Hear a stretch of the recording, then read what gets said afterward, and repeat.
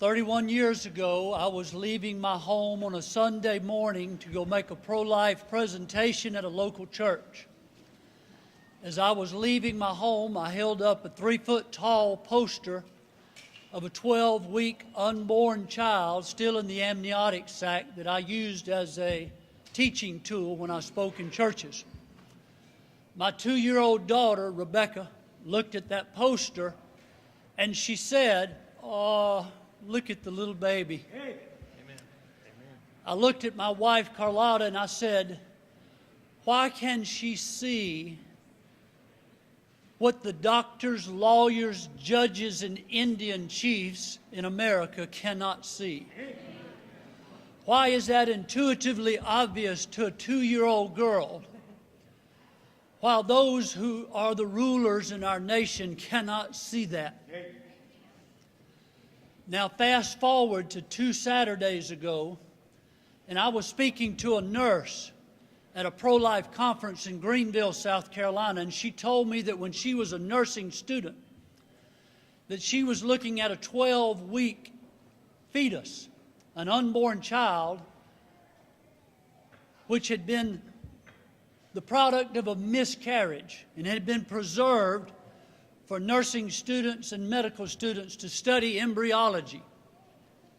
And the nursing students were looking at this 12-week unborn baby, and one of the nursing students said the same thing that my 2-year-old daughter said, and she said, "Oh, look at the little baby." And a 70-year-old feminist, pro-choice nursing instructor screamed at her stridently and said, "No, it's not a baby, it's the product of conception. It's the product of conception." And these nursing students were appalled. They were taken aback and they didn't know what to say. And 25 years later,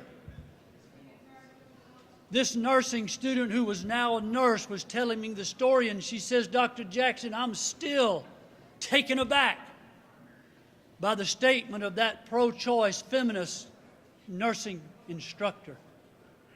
And no matter how much folks may prevaricate or obfuscate, it doesn't change the fact that what grows in the mother's womb is a human being created in the image of God and special in the economy of God, and one for whom the very Son of God died on a cruel Roman cross. The entire issue hangs on the answer to one question: what grows in the mother's womb?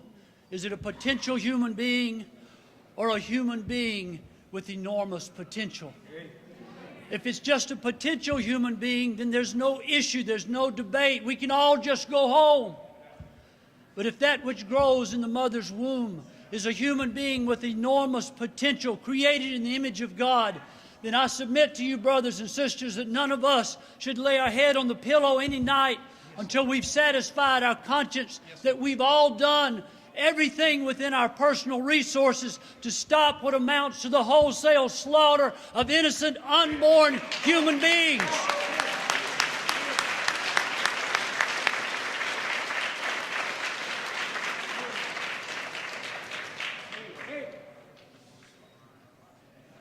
Truth is a sticky thing. Truth is unconquerable. Truth is indomitable. Truth is like a beach ball being pushed down under the water in a swimming pool. And when you try to keep it down, it's exhausting. It wears you out, because eventually that beach ball is going to find its way to the surface. It finds its way to the light.